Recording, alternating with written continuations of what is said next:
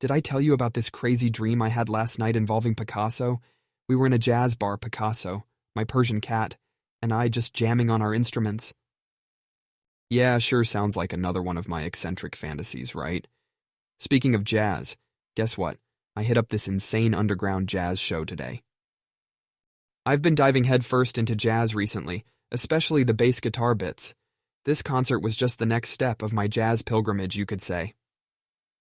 The rhythm, the improvisation, don't even get me started on the saxophone solo. It was nothing short of a sublime auditory adventure. Reminded me of that Thelonious Monk quote, jazz is freedom. Have to admit, I was losing myself in the rhythm, letting it course through my veins, like how a raw paint stroke liberally sweeps over a canvas. There was something unpredictable about it, much like how we artists passionately sketch over a blank sheet. It was all so inspiring, it seriously got my creative wheels spinning. And so I began toying with the idea of echoing that pulsating jazz rhythm into my own art. Cool thought, right? Like finding a way to visually communicate the captivating beats and vibrant rhythm of jazz. Not as easy as it sounds, trust me, but the idea itself is pretty tantalizing. Makes me think, how do you visually represent a sound that's fluid like water, but hot as a blazing inferno at the same time? On second thought, don't answer that. It was rhetorical.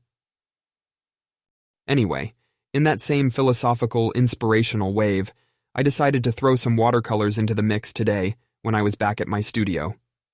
Yeah, watercolor. Can you believe it? Totally out of my comfort zone, but sometimes a bit of random creative impulse can be invigorating. It was messy, I will admit, but a beautiful mess, teeming with possibilities. Like working with freshly mixed paint, it just injected a new wave of ideas, a whole new range of perspectives.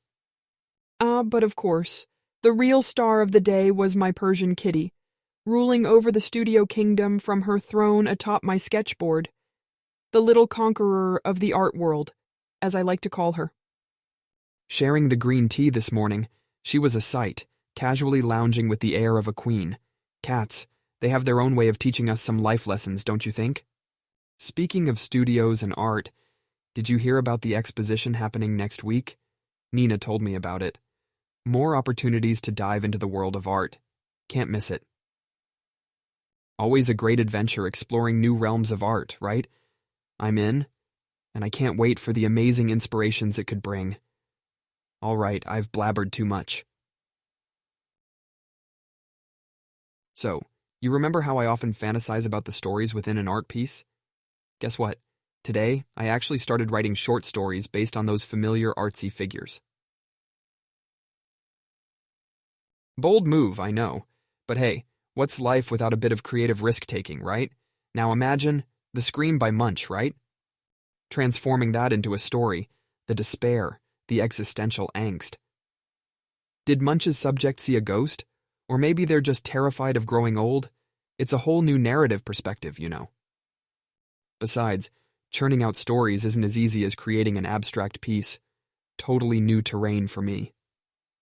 Like using the right side of the brain instead of the left, or vice versa, I never was good with biology. But there's the excitement of the unknown, like riding a bike with no hands for the first time. And the best part, it also challenges the way I perceive and interpret art. Each brushstroke, each pixel, they all start to symbolize more than they initially appear. So, I was chatting today with Nick, you remember her? The Spanish chica? Shared my new undertaking with her. And she said, maybe I could use these stories in my upcoming exhibition. Imagine that. An exhibition not just of artistic creations, but also of their narratives. Kind of adds an extra artistic dimension. They do say art has many faces, and I am just about to add one more. Not sure how the critics or the audience will react. Then again, since when have we artists ever cared about critics, right? On the flip side, it could really draw in a different crowd, especially those that appreciate a good yarn. Oh, and guess what else happened? We ended up cooking paella together, Nick and I. Yes, you heard that right. Me in the kitchen with an apron, Now that's a sight you wouldn't want to miss. But hey, her Spanish roots and my culinary curiosity made for a tasty dish, though I did almost burn the kitchen down, mind you.